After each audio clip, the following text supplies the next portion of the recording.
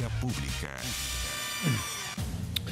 ¿Qué tal? ¿Cómo están ustedes? Muy buenas noches. Bienvenidos a Vía Pública. El presidente Gabriel Boric presentó desde Arica el Plan Nacional de Seguridad Pública y Prevención del Delito, que contempla, entre varios aspectos, más de 30 medidas específicas, con foco en la prevención del delito, persecución del crimen organizado, el acompañamiento a víctimas de delitos, control de armas, fortalecimiento del rol municipal, la recuperación de espacios públicos.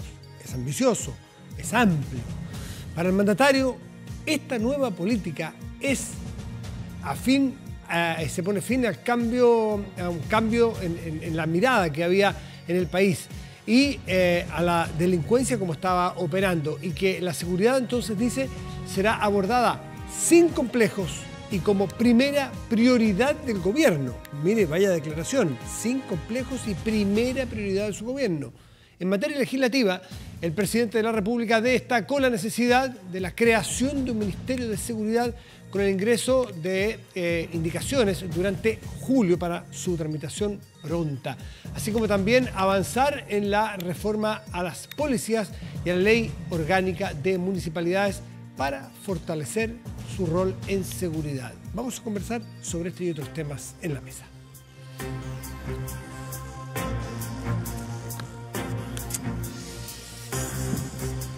Y vamos a tomar contacto de inmediato. Me da la impresión de que sigue en Arica, ¿o no, el senador por esa zona?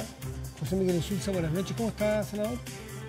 Santiago, mañana tenemos una jornada larga porque se presenta también mañana la reforma tributaria. Entonces, claro. Ya. Se viene a Santiago. Yo regresé, en el avión del presidente regresamos a Santiago hoy. Perfecto. Senador Insulza, usted es senador de la zona, por lo tanto uno podría esperar, está ahí, pero también fue ministro del Interior, entonces tiene mucho conocimiento sobre cómo se enfrentan estos temas, aunque yo no sé si usted vivió una crisis, o usted diga cómo fue o no crisis de seguridad, porque quiero traer a colación la declaración de la vocera Ángela Vivanco de la Corte Suprema, que dijo que tenemos una pandemia de inseguridad hoy día. Sí.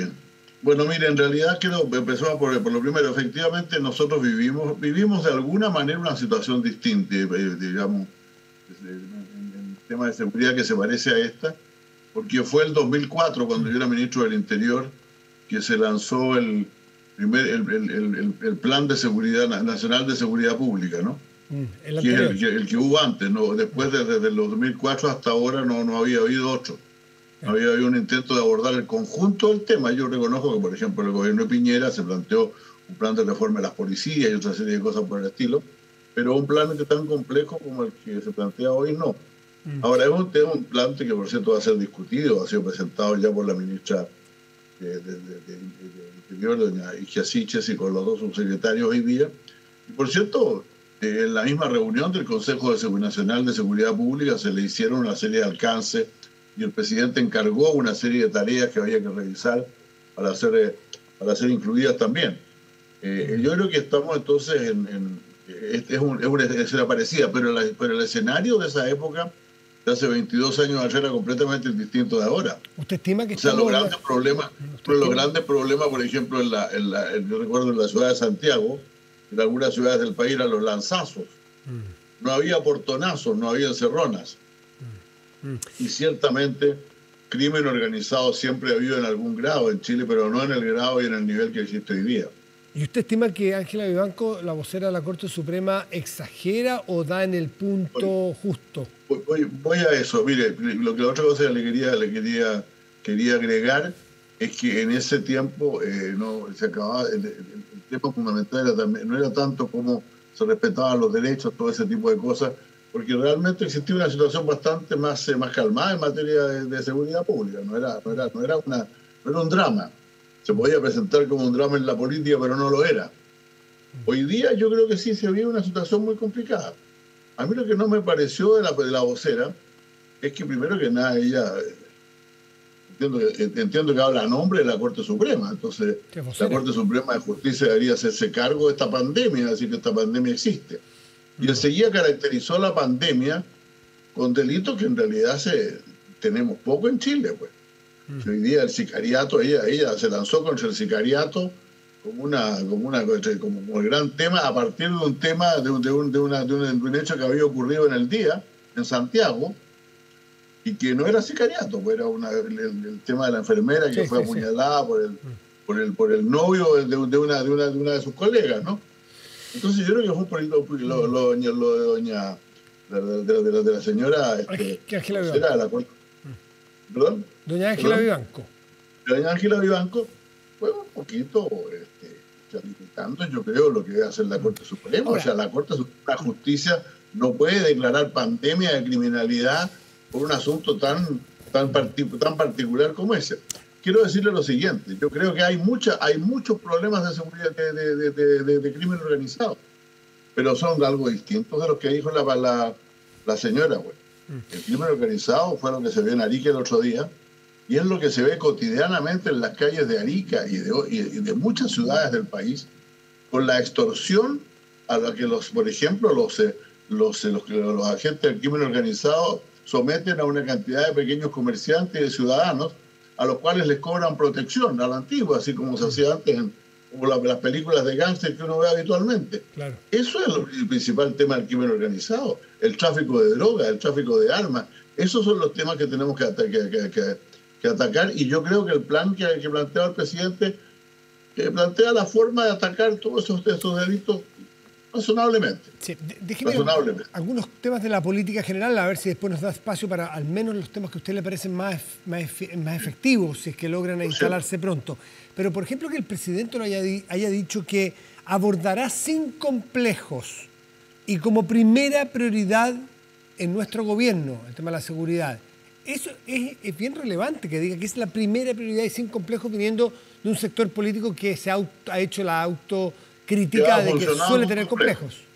Un sector político que ha funcionado con complejos, yo lo he dicho muchas veces, sí, por cierto.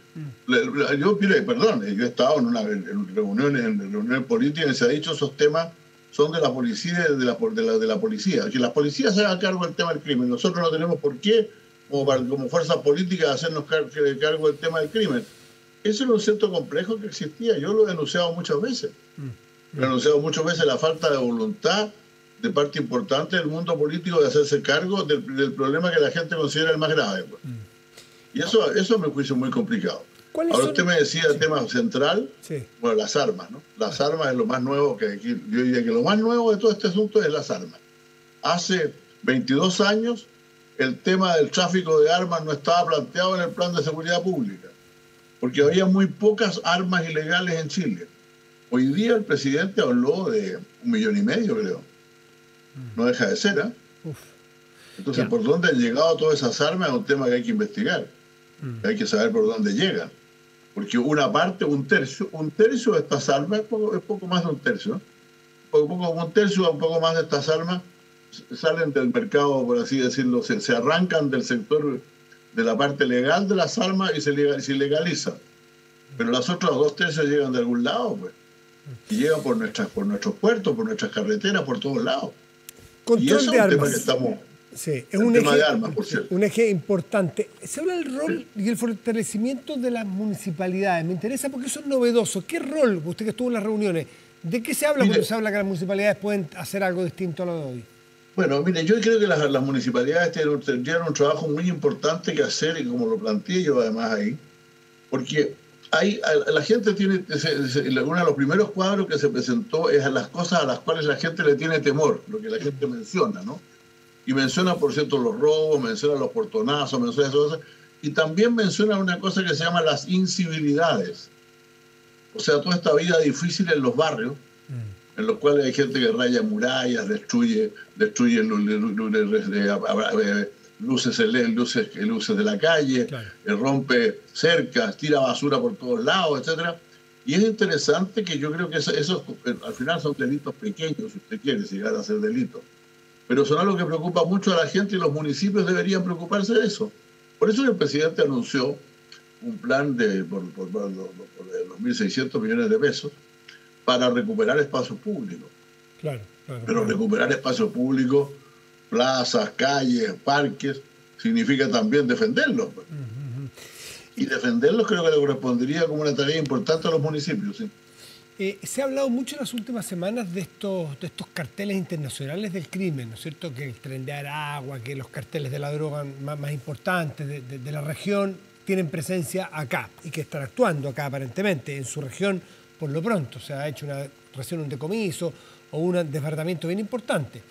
Y vimos un reportaje el otro día en La Tercera de que en Santiago 1, por ejemplo, en la cárcel, hay grupos también, en este caso extranjeros, que extorsionan a presos primerizos chilenos con tortura. Yo he visto videos estos días que me han mostrado algunos gendarmes de torturas como en las películas en Chile hoy. Es bien increíble. ¿Qué posibilidades hay de hacer algo con estos grupos de delincuentes extranjeros que vienen? Hay que decir, ojo con la estigmatización, no los extranjeros que vienen, los delincuentes extranjeros que vienen, para aclarar bien. ¿Qué se puede hacer con ellos? Yo creo que esto tiene que ver, el ingreso de estos grupos se debe a dos razones. Primero, se debe a la inmigración masiva, por un lado, por cierto, claro, está vinculado. O sea, los delincuentes también van donde están sus connacionales, digamos. También en Estados Unidos y en Miami han habido muchos delincuentes cubanos, ¿no? Porque se trasladan muchos cubanos allá. Aquí pasa por los venezolanos. Ese es un fenómeno natural. Pero porque el universo de la ciudadanía más o menos es el mismo. La cantidad de personas que cometen delitos que son chilenos, sí, es en misma proporción que los extranjeros que cometen delitos. Pero hay grupos que vienen organizados. A eso me refiero. Y eso efectivamente, yo creo que eso entraron fundamentalmente en los últimos años como producto curiosamente del cierre de fronteras después de la pandemia y antes de eso también. Pero había una diferencia entre los que entraban legalmente, los inmigrantes legales, y los que entraban ilegales porque tenían prontuario en su país. ¿Y se le puede pulsar? Ahora eso no ocurrió. Todo lo que entró al país en los últimos 2 años, no, y de todo, pero el 90% de la gente que entró al país en los últimos 2 años entró ilegalmente porque no tenía ninguna forma de entrar legal. Pues. Y por lo tanto es muy difícil distinguir. Por eso, algo que hoy día no mencionó tanto el presidente, pero sí lo mencionó ayer, creo, esto del perfil biométrico. Hay que confeccionar perfiles biométricos de todas las personas que están en el país para poder saber quiénes son.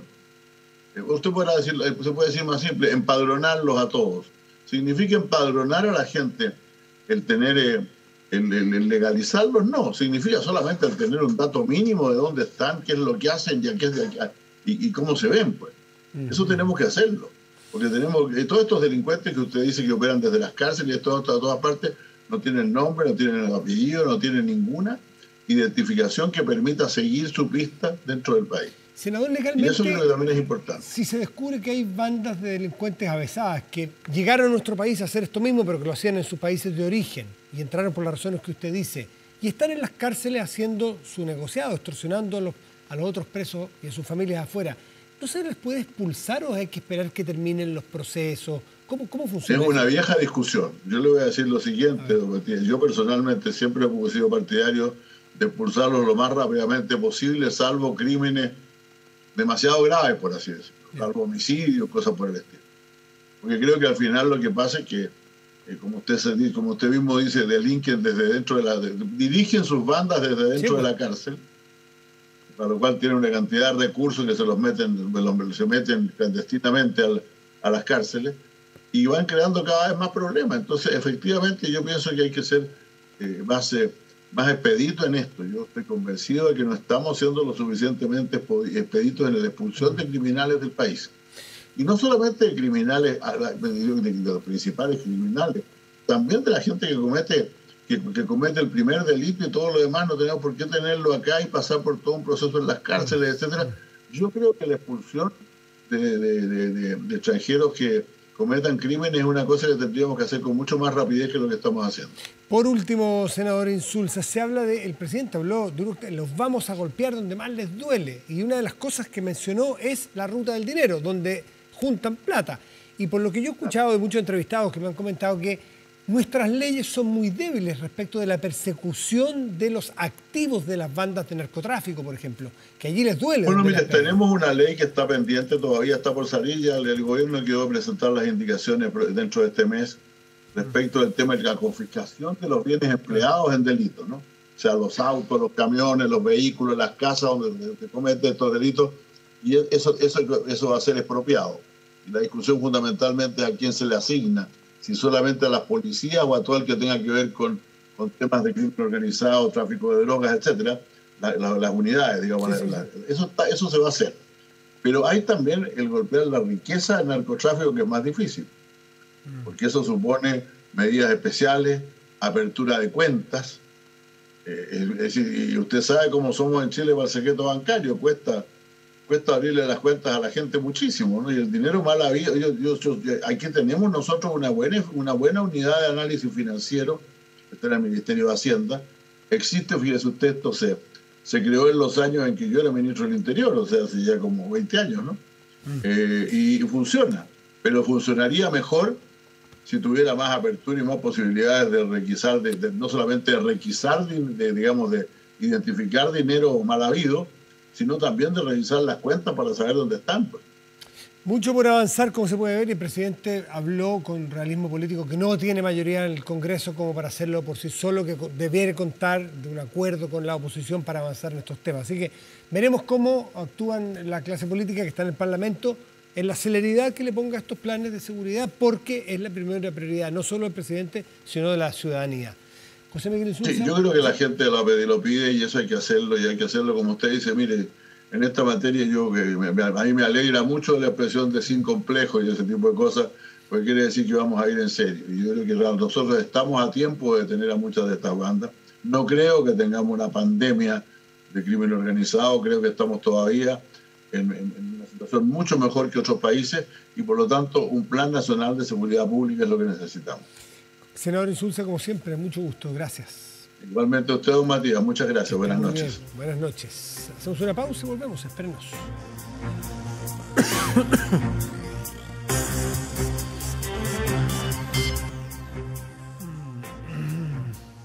Chile es más que una sola ciudad. Nuestra red no para de crecer por todo el país con un solo fin: darle una mejor conexión a todos, para que todas las regiones disfruten por igual del 5G. WOM, nadie te da más.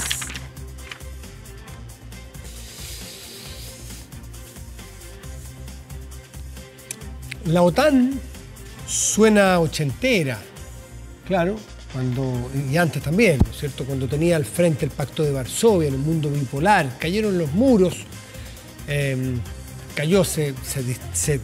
se pulverizó por los aires el Pacto de Varsovia, cayó la Unión Soviética, la OTAN siguió, pero, una exageración, pero pasó a ser en un momento un mueble viejo. Estaba ahí a un lado, incluso una bodega. Pero con lo que ha sucedido a partir del 24 de febrero, si no me equivoco, que fue la invasión rusa a Ucrania, se reconfigura la situación política mundial y aparentemente este mueble viejo hay que sacarlo, hay que limpiarlo, hay que ver y arreglarlo, y hay que comprar algunas tablas, y hay que mejorarlo, y hasta barnizarlo, porque hay que usarlo. Y hay que usarlo, algunos dirán que hay nuevos muros. Hoy, Lavrov, que es el canciller ruso, dijo que hay una nueva cortina de hierro. ¿De qué se trata esto? Bueno, la OTAN, que se ha juntado en Madrid con nuevos integrantes que están a punto de entrar, con invitados muy interesantes, bueno, ha planteado su nueva carta de navegación hacia adelante. Vamos a conversar con Jorge Sanz, que es académico de la Facultad de Gobierno de la Universidad del Desarrollo, para conversar sobre esta nueva carta de navegación de la OTAN. ¿Cómo está, Jorge? Muy buenas noches. ¿Cómo está, Matías? Qué gusto saludarlo. Muy bien, pues. Aquí estamos con esta OTAN, OTAN que elabora un concepto estratégico nuevo. Sí. Todo lo que tú decías tienes mucha razón. De repente uno miraba a la OTAN y no tenía mucha razón de ser, habiendo desaparecido el Pacto de Varsovia. Sin embargo, esta necesidad de una defensa colectiva de Europa la sostenía muy fuertemente, con algunas reticencias en algún instante. Ese fue uno de los elementos que Vladimir Putin mide el 24 de febrero, que OTAN no estaba unido, que Europa no estaba unido. Claro. Pero con la declaración, con el nuevo concepto estratégico, Lavrov no está muy lejos de la realidad. Este nuevo concepto estratégico de OTAN instala a Rusia nuevamente como la mayor amenaza a la seguridad del mundo occidental. Claro. Y asocia también a China. Por lo tanto, está abriendo un nuevo escenario geopolítico, está abriendo una nueva situación estratégica que es bien difícil de manejar porque las declaraciones de China, de Rusia y de la OTAN son durísimas. Claro, el anterior, o sea, estamos hablando de esta nueva carta de navegación, ¿cierto? Se llama textualmente el nuevo concepto. El concepto estratégico. El anterior entiendo que era del 2010 de Lisboa, este es el de Madrid ahora, donde curiosamente si uno mira, entiendo que China no tiene menciones, no aparece en ese tratado. Si uno buscara un control F en el texto, no aparece China. Bueno, y Rusia en ese momento, que estaba a poco de desintegrarse la Unión Soviética, relativamente poco, aparecía como un socio potencial estratégico muy importante. Exactamente, sí. Y miren cómo ha cambiado en 12 años el mundo, de tal forma que hoy día aparecen como la Federación Rusa, se dice ahora de parte de la OTAN, es la más significativa y directa amenaza para la seguridad de los aliados y la paz y la estabilidad del área euroatlántica. Y después, las maliciosas operaciones cibernéticas e híbridas de China y su retórica de confrontación y desinformación apunta a los aliados y daña la seguridad de la alianza. Es decir, claramente los blancos están ahí, Rusia y China. Sí. Hay elementos que se van sumando a eso y puede estar aquí también alguna parte de la explicación de por qué este lenguaje tan duro. El presidente Trump, en todo lo que estamos retrocediendo, 2 años, el presidente Trump declara en la conferencia de seguridad de Múnich que sus adversarios son China y Rusia. Y todos sus esfuerzos de seguridad están orientados a China y Rusia. El presidente Biden refuerza en la conferencia de seguridad de Múnich de ahora, la última, en que su adversario es China y Rusia. Hace alguna referencia más fuerte a China que a Rusia, pero también los coloca como adversarios. Algo que no había sucedido antes porque desde la perspectiva del presidente Obama eran socios estratégicos, que era el lenguaje que usaba OTAN. Entonces, Estados Unidos cambia su lenguaje y también cambia el lenguaje de OTAN y los instala ya no como socio estratégico, sino como un peligro para la seguridad. Lo instala como un adversario real y le carga a Rusia el haber roto el status quo, el haber roto el derecho internacional. Esa es la culpa. Y además a China de sostener a este personaje que rompió el derecho internacional. Por lo tanto, la perspectiva que está teniendo OTAN, la mirada que está teniendo OTAN de estos dos adversarios militares, económicos y políticos es tremendamente grave. Y el resto del concepto estratégico que elabora OTAN establece lo que ellos llaman los pilares fundamentales y que tienen que ver con la disuasión y defensa. Es decir, nos vamos a seguir fortaleciendo y vamos a seguir siendo una organización defensiva de Europa. Amplía ese concepto de defensa al flanco sur, es decir, España, Ceuta y Melilla, el borde del Sahel en África. Es decir, amplía su escenario, refuerza la base naval de Rota en España. Lo hace inmediatamente Estados Unidos. El otro pilar es la prevención y la gestión de crisis. Es decir, están manteniendo la idea de que esta crisis de Ucrania o la crisis de seguridad que puede enfrentar el territorio OTAN, el espacio OTAN, se puede mantener en el tiempo por estos dos adversarios. Y lo tercero es la seguridad cooperativa. Es decir, OTAN va a seguir existiendo porque tiene la responsabilidad de resguardar la seguridad de todos sus miembros. Tiene que acudir, cuando es atacado uno de sus socios tiene que acudir, ¿no? Por supuesto. Y ahora, con mayor razón, OTAN es mucho más fuerte que antes de la conferencia porque tiene a Suecia y Finlandia. Sí, claro. En una rápida carrera por integrarlos lo más rápidamente posible.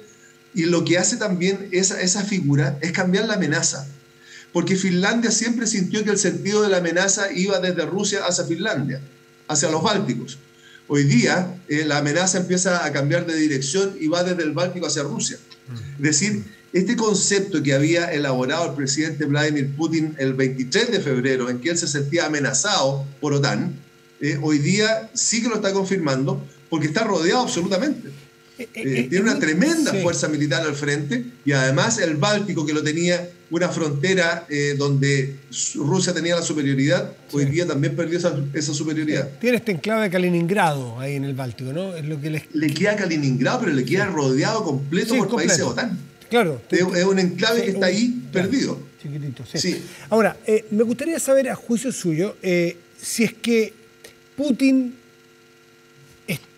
respecto de su invasión y de su guerra, Sí. tiene más, o sea, ¿qué debiera pasar? ¿Qué pudiéramos esperar de esta guerra? Putin me imagino que estará reestudiando, reconfigurando para ver si conviene levantar un poco la bandera blanca. Nada que los humille, pero tratar de darle una salida, o puede hacer que se envalentone más, que su nacionalismo se haga más fuerte, decir, bueno, la tuya y dos más, perdonando el chilenismo, Sí, y que se encienda más la pradera como está en esa zona, con esta acción tan fuerte de la OTAN. Matías, la teoría dice que la guerra termina cuando se conquistan los objetivos políticos. Vladimir Putin no ha logrado conquistar los objetivos políticos. Tiene serios problemas en la maniobra que está haciendo, en la operación militar que está haciendo para conquistar el Donbass. Lleva 8 años en el Donbass, sí. Lleva 126 días de guerra y todavía no es capaz de consolidar el Donbass. Por lo tanto, no tiene cómo salir y justificar delante de la opinión pública rusa estos 126 días de guerra sin un éxito relevante que le permita sentarse a una mesa a negociar. Por lo tanto, tenemos que esperar que conquiste algo. Ahora, hay un elemento que es bien importante, porque Ucrania resuelve no entrar a OTAN, pero pide entrar a la Unión Europea. Sí. La Unión Europea no es el adversario militar, es una organización política, económica. Distinta. Por lo tanto, ahí Vladimir Putin ya tiene un éxito de conseguir que Ucrania no entre a OTAN. Hay un punto. Si es capaz de lograr algún objetivo político dentro del Donbass que le reconozca la independencia a las dos repúblicas, que es lo que está buscando, también sería un éxito que le permitiría sentarse a una mesa a negociar lo que haya que negociar, una salida digna. Pero el problema está en que Ucrania quiere recuperar todo su territorio. E incluso Crimea. Incluso Crimea. Eso quiere, pero ahí está bastante más difícil porque Crimea tiene la principal base rusa del Mar Negro. Entonces es muy difícil. Y tiene una historia ligada a Rusia y no necesariamente a Ucrania. Cuando se integra Crimea a Rusia, a Catalina la Grande es la que lo integra, pertenecía a Turquía. Por lo tanto, es Potemkin el que la conquista y se lo entrega como ofrenda a Catalina. O sea, es rusa. Hay un manejo de los soviéticos ahí que Crimea termina siendo ucraniana. Mencionas Turquía y quiero entrar en ese punto porque es relevante. La entrada, para que entren los países a la OTAN requiere de la unanimidad. Y Turquía no la estaba dando. Hablaba de que los suecos habían favorecido a unos grupos que ellos llamaban terroristas, que los suecos favorecieron a unos grupos terroristas, ¿no es cierto?, en el Kurdistán, claro, en el norte del Kurdistán.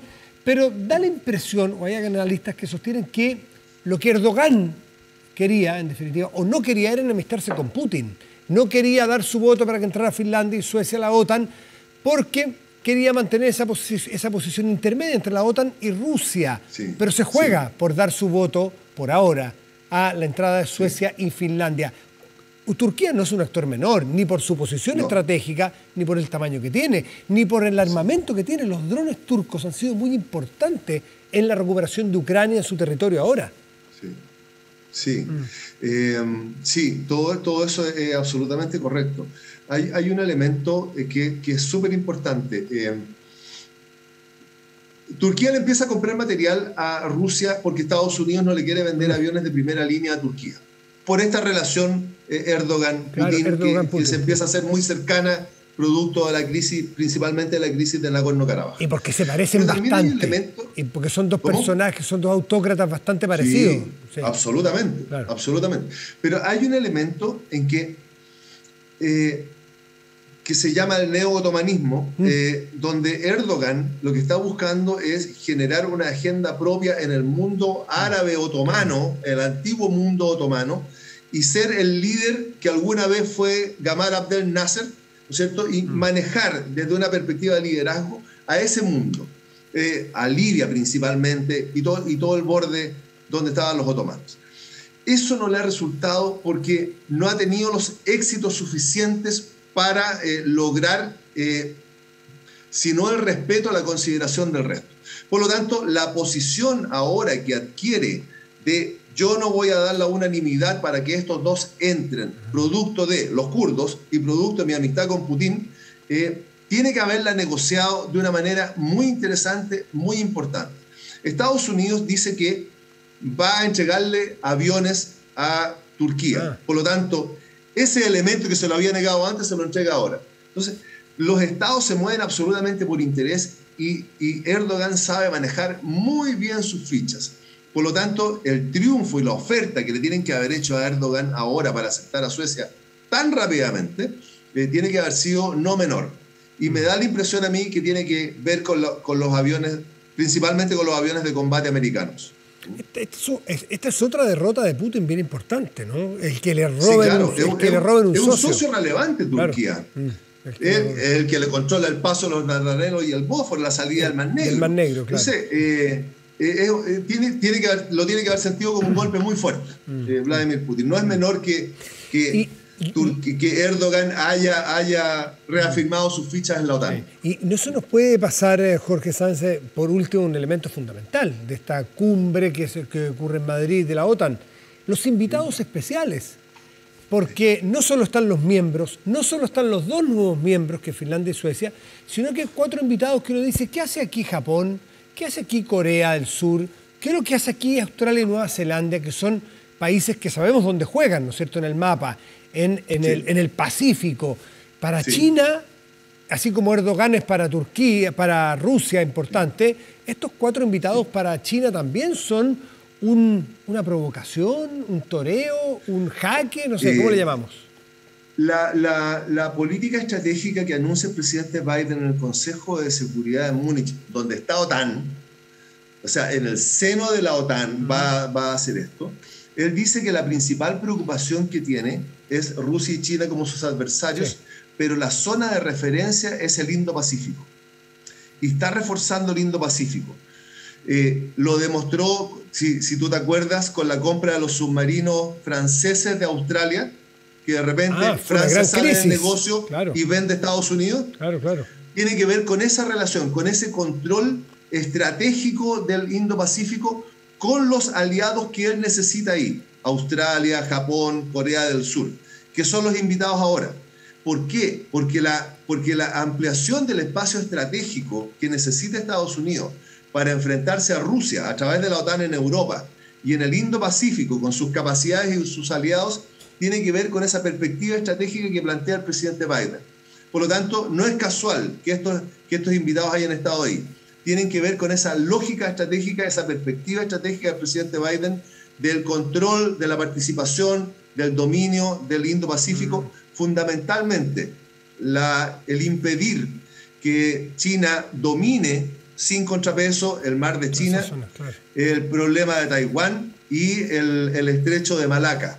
Son esos tres puntos estratégicos que Estados Unidos no los puede dejar de controlar, porque se le generaría un problema económico y un problema estratégico muy grande. Y una cosa es que los inviten, que la OTAN invite a estos 4, y otra cosa también relevante es que estos 4 acepten de ir, porque la señal política en el mundo es muy importante para China. China estará tomando nota, la Cancillería china, que es muy fuerte, estará tomando nota, y quizás veremos un movimiento en el tablero. China a lo mejor no se queda, ¿no? Tranquilo. La respuesta de China es muy violenta. La respuesta de China dice: nuestro ejército estará preparado para una agresión en las puertas de China. Es inaceptable el vocabulario de la OTAN en la referencia a China. Considerando y entendiendo el vocabulario y el simbolismo chino en sus declaraciones, lo que está haciendo es tremendamente fuerte.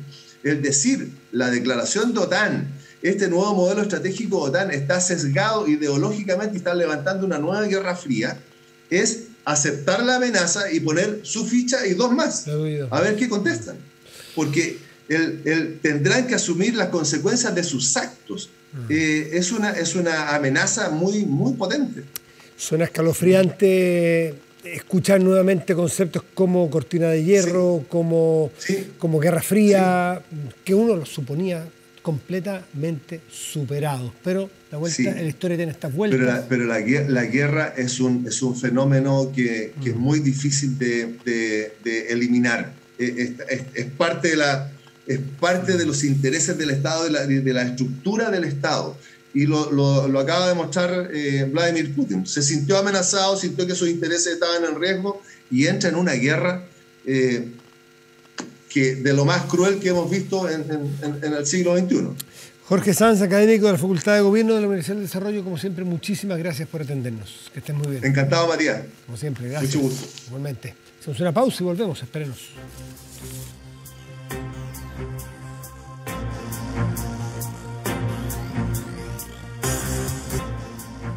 Aumenta la delincuencia, no grave robos, evítelos con Tepillé, la empresa líder en seguridad preventiva con monitoreo de cámaras de seguridad y audio disuasivo en tiempo real. Tepillé protege 24/7 su empresa y también su hogar. No sea usted la próxima víctima y contrátenos en tepillé.cl. Vamos a la pantalla grande de nuestro estudio y revisamos nuestro constante contenido, sus noticias, 24horas.cl, que destaca en este momento. Sistema frontal llega a la zona centro. ¿A qué hora comienza la lluvia? La esperamos, como hace rato esperamos, y que sea buena, copiosa y que acumule nieve, sobre todo, para que nos dure. Se supone, uno puede mirar distintas aplicaciones, todo, que parte esta madrugada. Revisamos el tiempo. ¿Le parece? Justamente la temperatura de este momento en la región metropolitana es de 9 grados con 6 décimas, el cielo está nublado. Para mañana y pasado en esta región habrá, cielo parcial, lluvia mañana, se ven ahí los chubascos, 11 grados de máxima probable. Y para el sábado, ya despejado, 15 grados de máxima. Revisamos qué es lo que ocurrirá en otras dos regiones. Mire usted, en Tocopilla, del norte de nuestro país, despejado, 17 grados de máxima probable, y allá en la Araucanía, en Padre Las Casas, 8 grados, lluvia. Eso sí, mire usted, despejado en el norte, con lluvia en nuestro sur, con 8 grados. Recientemente se ha hablado mucho de Kate Bush, ¿cierto? Va a ser renovado, furor por su canción Running Up That Hill, gracias a la popular serie Netflix Stranger Things, donde esta canción, ícono de los 80, forma parte importante de esta cuarta y última temporada de la serie. Por esta nueva popularidad, el single originalmente lanzado en el 85 batió 3 récords: ser la artista femenina de mayor edad en alcanzar el número 1. El tiempo más largo para una canción para que alcance el número 1 en la lista, o sea, cuánto tardó en llegar a la lista oficial de singles del Reino Unido, y la brecha más extensa entre el número 1. Esta no es la primera vez que este sencillo vuelve a las listas de popularidad musical. También tuvo en 2012 un chispazo, por así decirlo, debido a que una versión renovada de este tema se utilizó en la jornada de cierre de los Juegos Olímpicos de Londres. Por lo visto, se niega a morir esta canción de los 80. Tiene muchas vidas. Por ella nos despedimos hoy en día pública. Muy buenas noches y gracias por venir.